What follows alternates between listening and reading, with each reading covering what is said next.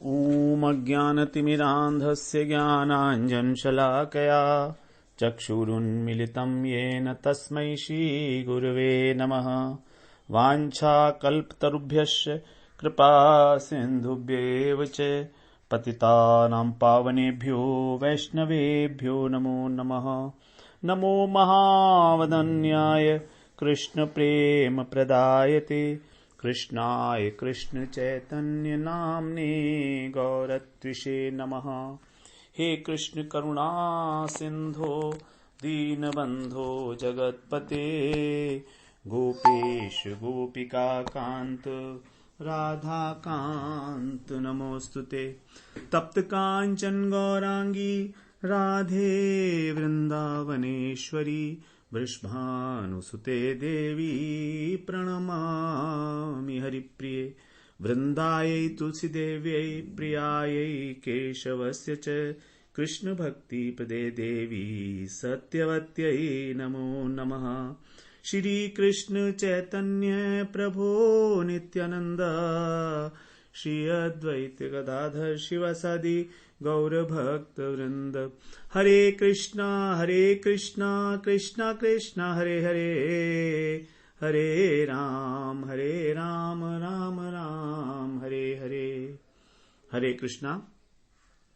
सर्वप्रथम मैं अपने गुरुपाद पद ओम विष्णुपाद अष्टोत्तर शत श्री श्रीमद् भक्तिवेदांत माधव गोस्वामी महाराज के चरण कमलों में अनंत कोटि दंडवत प्रणाम ज्ञापन करता हूं। हम लोग श्रीमद् भगवद गीता का 18वां अध्याय श्रवण कर रहे हैं।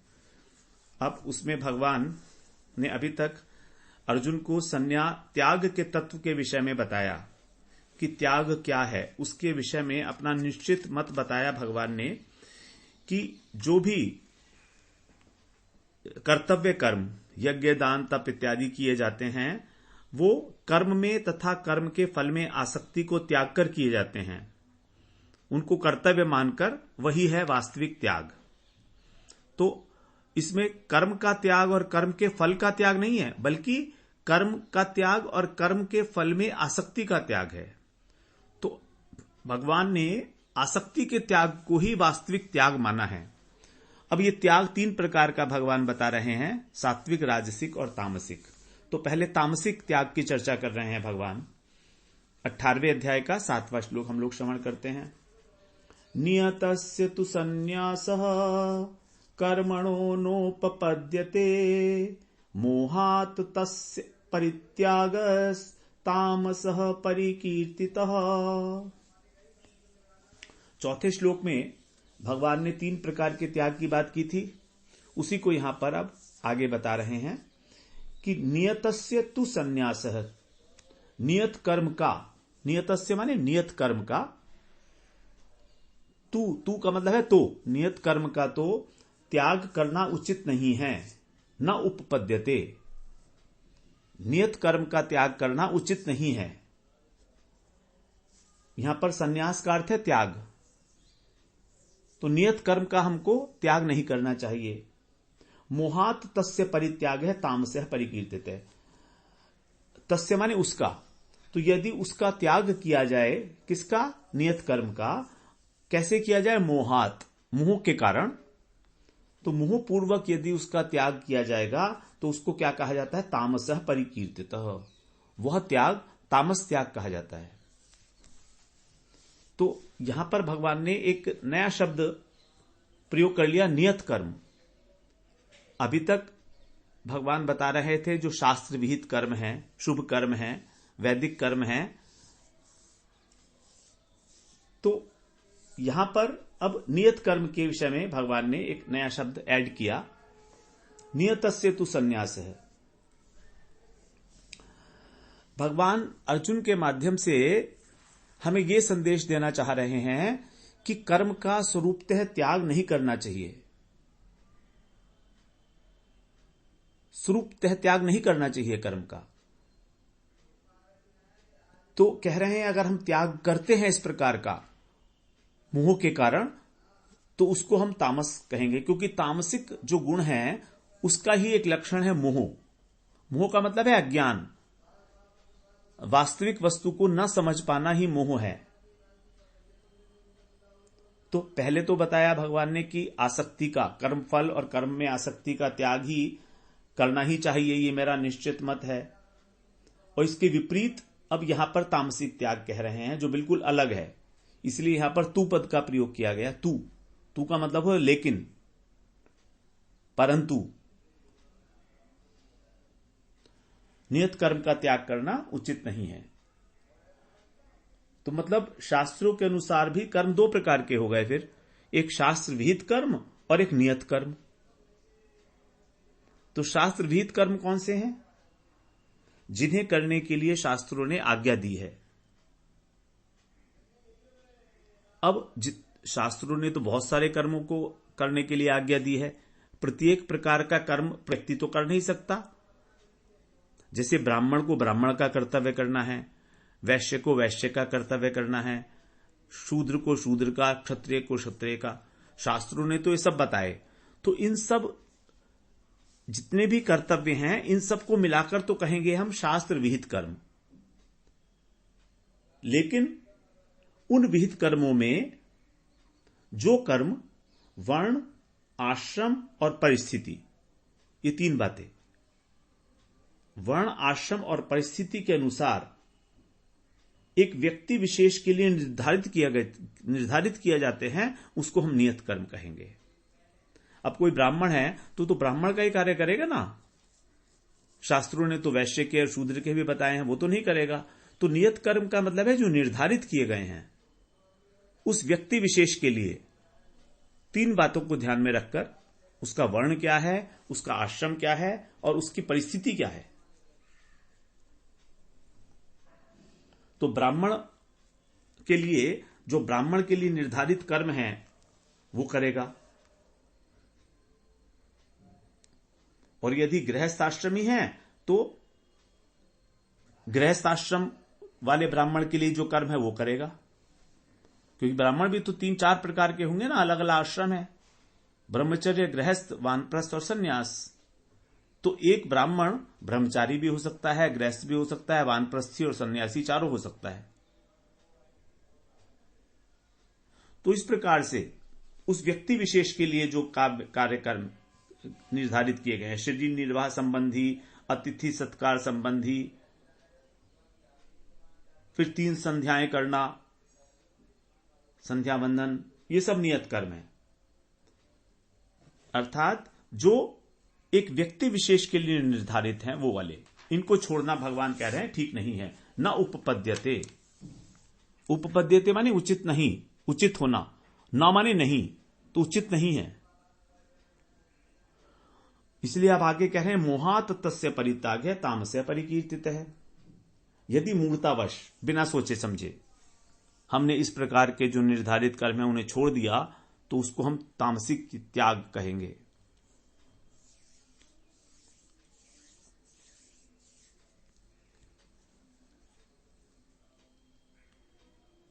मोह की उत्पत्ति होती है तमोगुण से। 14वें अध्याय में हम लोग श्रवण किए हैं, अप्रकाशो अप्रवृत्तिश्च प्रमादो मोह एवच। तामस में क्या, तमोगुण में क्या होता है? अप्रकाश, इंद्रियों के अंदर अप्रकाश हो जाता है, विवेक शक्ति लुप्त हो जाती है। अप्रवृत्ति, काम करने के अंदर प्रवृत्ति खत्म हो जाती है। प्रमाद, व्यर्थ की बातें करने का मन करता है। मोह, ये 4 चीजें बताई। तो मोह का अर्थ है कर्तव्य अकर्तव्य का ज्ञान न होना। और अर्जुन मोह के वशीभूत होकर ही जो उनके लिए युद्ध रूपी नियत कर्म है इसका त्याग करना चाहते हैं। इसलिए उनका यह त्याग अगर वो करते तो उसको तामसिक त्याग कहा जाता। तो इस प्रकार भगवान ने उनको तामसिक त्याग करने से बचा लिया। अर्जुन को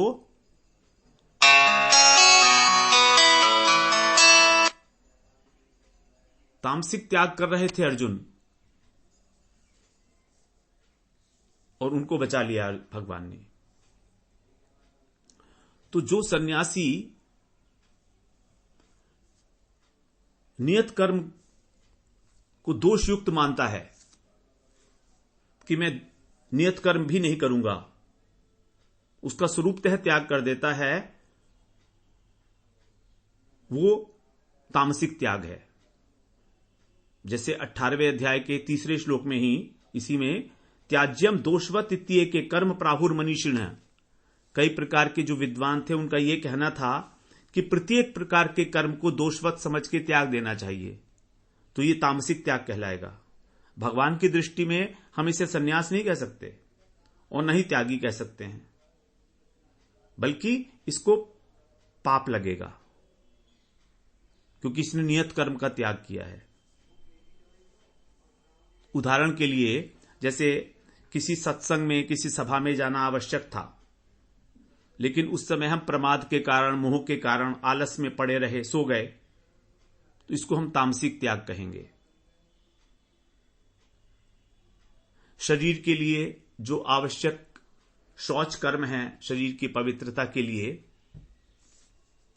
उस समय आलस से वश पड़े रहना, सो जाना, यह सब तामसिक त्याग कहलाएगा।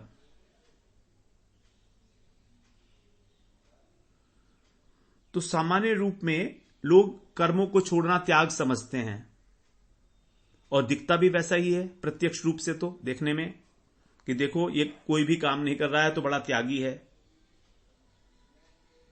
लेकिन भगवान जो भीतर की हमारी आसक्ति है, जो कामनाएं हैं, उनके त्याग को ही त्याग मानते हैं,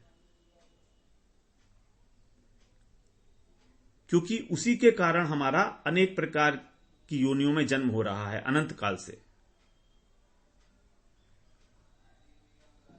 तो विहित कर्मों की अपेक्षा भी नियत कर्म को छोड़ना और अधिक दोषपूर्ण है, क्योंकि विहित कर्म में जनरलाइज्ड उपदेश हैं शास्त्रों के कि भाई ये कार्य करना चाहिए, ये काम करना चाहिए। लेकिन नियत कर्म का मतलब हो गया जो निर्धारित हो चुके हैं उस व्यक्ति विशेष के लिए, उस पर्टिकुलर सिचुएशन में, उसके ऊपर एक विशेष जिम्मेदारी सौंप दी गई है इस काम को करने के लिए। तो उस कार्य को छोड़ देना तामसिक त्याग कहलाएगा। और नियत कर्म जो है, नियत कर्मों का जो त्याग है, उसको छोड़ने के 3 कारण बनते हैं। नंबर 1, मोह के कारण। हमको पता नहीं है कि हमें क्या करना चाहिए, क्या नहीं करना चाहिए। नंबर 2, ये तो तामसिक त्याग हो गया। नंबर 2 है, यदि हम अपने सुख और आराम के लिए त्याग करते हैं तो आगे भगवान बताएंगे राजसिक त्याग होगा।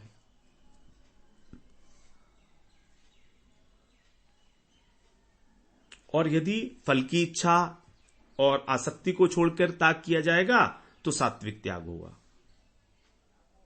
त्याग नियत कर्म का ही हो रहा है, लेकिन वही अलग अलग प्रकार से सात्विक, राजसिक और तामसिक हो रहा है, क्योंकि सात्विक त्याग के अंदर स्वरूपतः त्याग नहीं है, केवल भीतर की जो आसक्ति और कामना है उसका त्याग बताया गया है। तो इस प्रकार से यह तामसिक त्याग हो गया हमारा नियत कर्म को छोड़ना मोह के कारण। अब 8वें श्लोक में भगवान राजसिक त्याग के विषय में बता रहे हैं, कह रहे हैं, दुखम मित्येव यत्कर्म काय क्लेश भयात् त्यजेत् सकृत्वा राजसं त्यागम नैव त्याग फलम लभेत।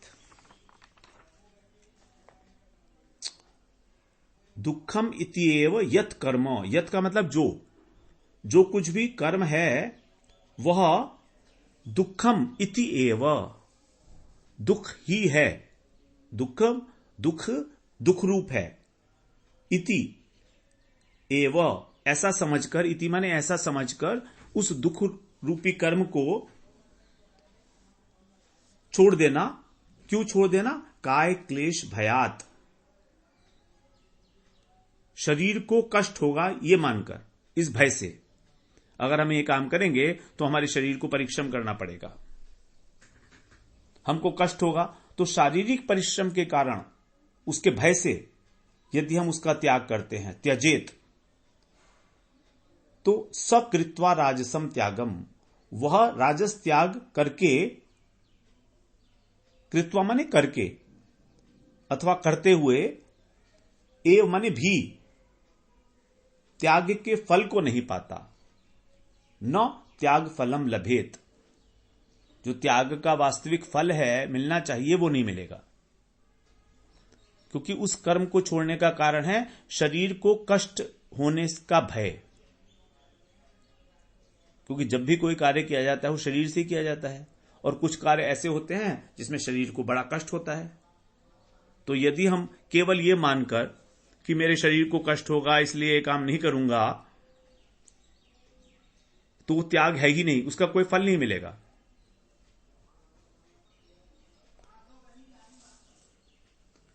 तो ऐसी सोच कि हमको यदि अपने कर्तव्य कर्म करने पड़े शास्त्रों के अनुसार तो हमको दुखी भोगना पड़ेगा, उनसे क्या मिलेगा हमको।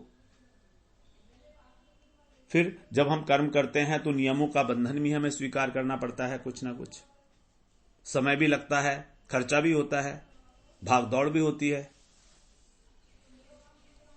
तो शारीरिक कष्ट के कारण कोई भी कार्य उनको दुख ही दुख लगता है कि बस इसमें दुख ही दुख है।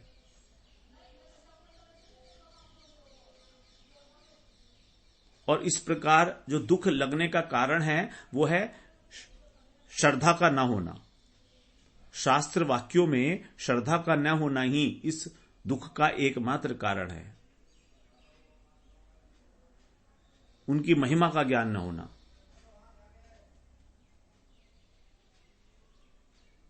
श्रद्धा ही नहीं है हमारी शास्त्र के अंदर, तो शास्त्र में जो लिखा है नियत कर्म, ठीक है लिखा होगा, हमें क्या मतलब। इसीलिए हम लोग आलस में पड़े रहते हैं शारीरिक कष्ट के कारण।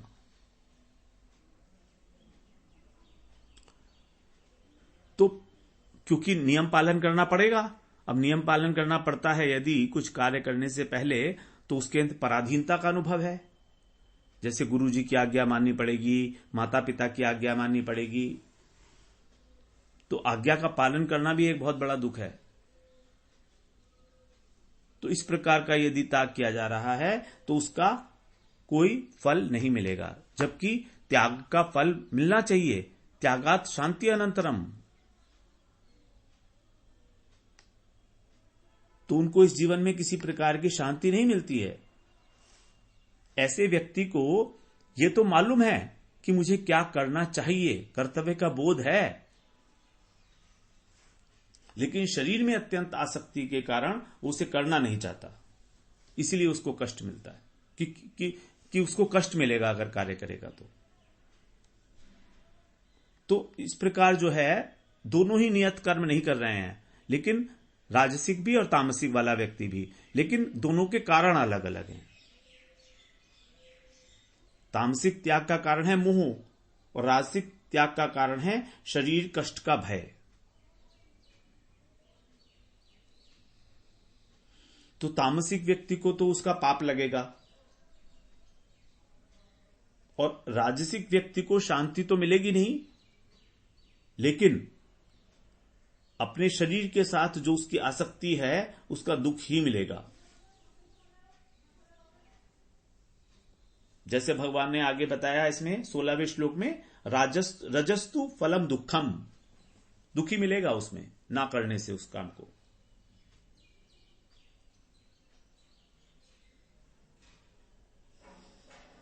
इसके अतिरिक्त क्योंकि उसका हम जो त्याग कर रहे हैं वो केवल इसलिए कर रहे हैं कि हमारे शरीर को कष्ट ना हो, इसलिए जो नियत शुभ कर्म है अगर हम उसको त्याग करते हैं तो उसका भी हमें दंड तो भुगतना ही पड़ेगा। त्याग तो हुआ तो दुख में मिला, दंड में मिला, दोनों बातें हैं।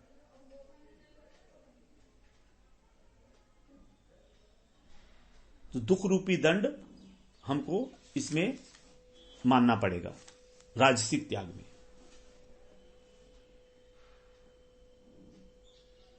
लेकिन यहां पर एक विशेष बात यह है कि यदि भक्ति के कारण संसार से वैराग्य हो जाए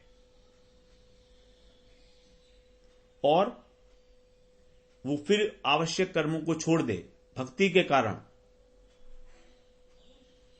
तब उसको किसी प्रकार का पाप नहीं लगेगा,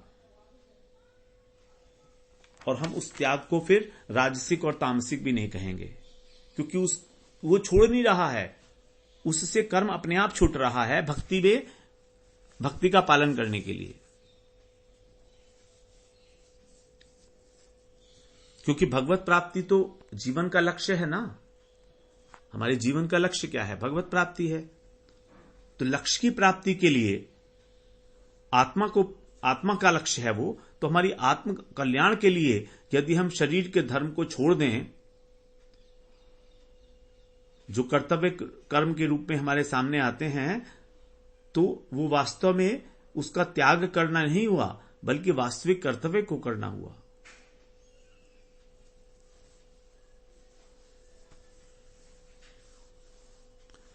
अब भगवान 9वें श्लोक में सात्विक त्याग के विषय में बता रहे हैं। कार्यमित्येव यत्कर्म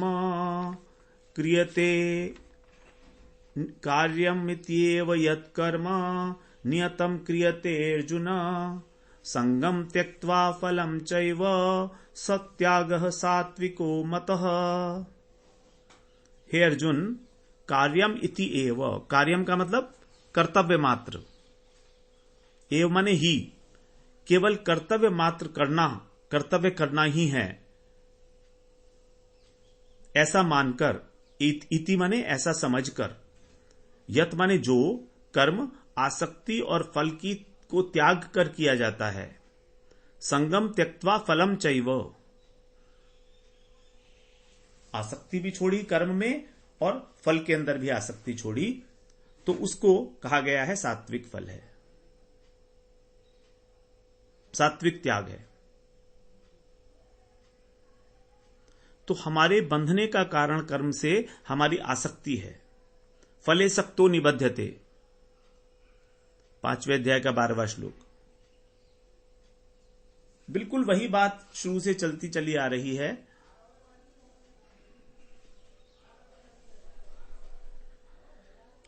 तो व्यक्ति विशेष की जो कर्तव्य करने की जिम्मेदारी है, देश काल परिस्थिति के अनुसार, वर्णाश्रम के अनुसार, कि ये कार्य करना है, ये कार्य सन्यासी को करना है, ये गृहस्थ को करना है, ये वानप्रस्थ को करना है, और कैसे करना है? प्रमाद, आलस्य, उपेक्षा, उदासीनता, ये जो तामसिक गुण हैं, इनसे इनका अभाव करके,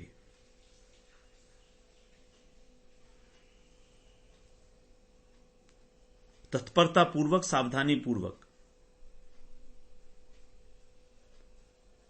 तभी भगवान ने कर्मयोग के प्रसंग में कई बार कहा है, समाचरण, सम्यक रूप से आचरण करना है।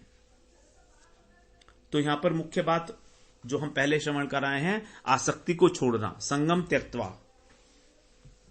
कर्म में आसक्ति, और फलम चैव, फल के अंदर भी। यही था भगवान का निश्चित मत।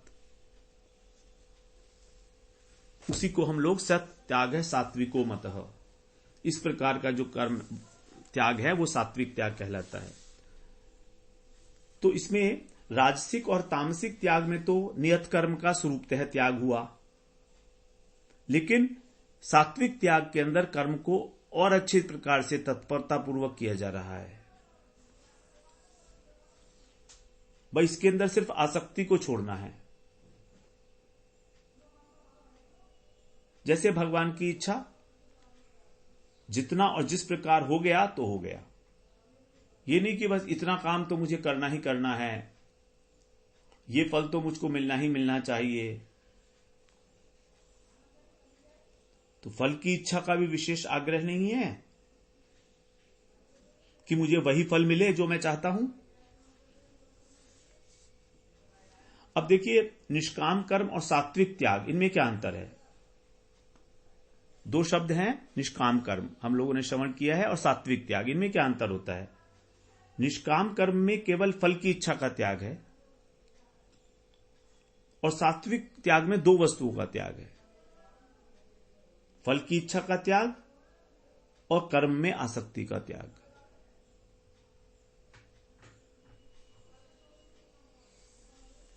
फल की इच्छा का त्याग जो है वो सूक्ष्म है, वो स्थूल है, क्योंकि दिखाई देता है। हम लोग पहले भी बात कर रहे हैं ये।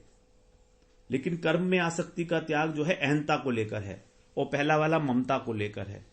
तो ममता जो है वो स्थूल है और अहंता सूक्ष्म है।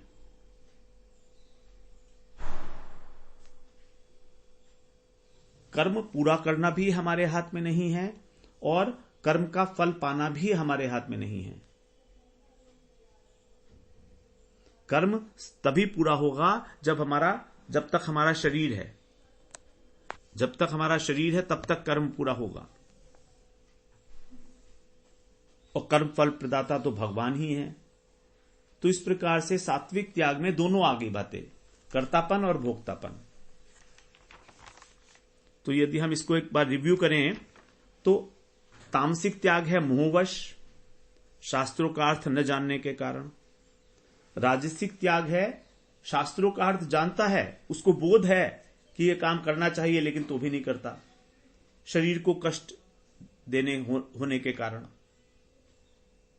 सोचता है मैं दान क्यों करूं, व्रत क्यों करूं, तप क्यों करूं, यज्ञ क्यों करूं, खर्चा होगा, समय लगेगा, यज्ञ करेगा तो आंखों में से पानी निकलेगा, एक जगह बैठना पड़ेगा, व्रत करेगा तो भूखा रहना पड़ेगा।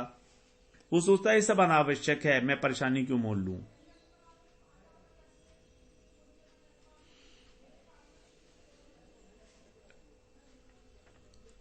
और सात्विक त्याग में स्वरूपतः त्याग ना होकर भीतर का त्याग है, आसक्ति का त्याग है। इससे हमारा चित्त शुद्ध होगा और भगवान के भजन में मन लगेगा।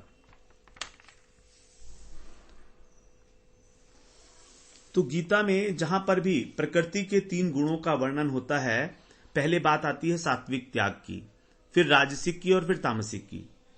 लेकिन यहां पर उल्टा बताया भगवान ने, पहले तामसिक बताया, फिर राजसिक और फिर सात्विक। केवल इसी स्थान पर यह व्यतिक्रम देखा जा रहा है। इसका कोई कारण होगा?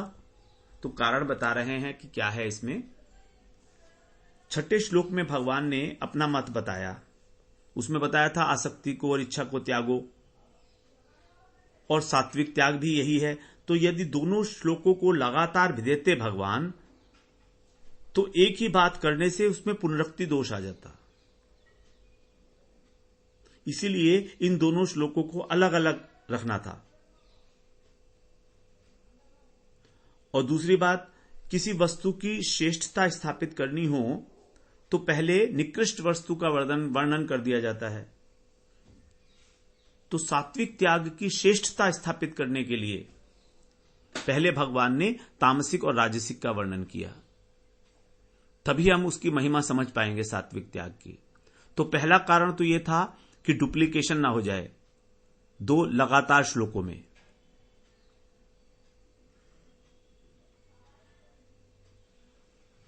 छठे श्लोक के अंदर जो कहा था वही बात 7वें श्लोक में आ जाती है अगर सात्विक त्याग होता वहां पर तो। इसलिए गैप करने के लिए।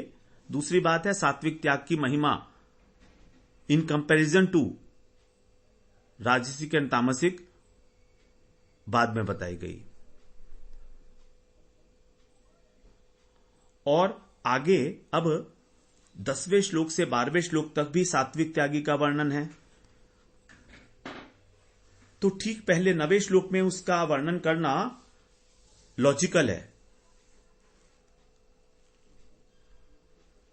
क्योंकि यदि बाद में तामसिक का वर्णन करते इस श्लोक में, तो फिर 10वें श्लोक में सात्विक का वर्णन करना बड़ा विपरीत बात हो जाती, युक्ति संग नहीं लगता, वो युक्ति संगत। इसीलिए यहां पर सात्विक त्याग का वर्णन किया गया। सात्विक त्याग को अब आगे एक्सप्लेन करेंगे 10वें श्लोक से लेकर 12वें श्लोक तक, उसके लक्षण क्या है। तो यहां पर अगर तामसिक होता तो फिर वो परेशानी हो जाती, उसको रिलेट कराना इमीडिएटली।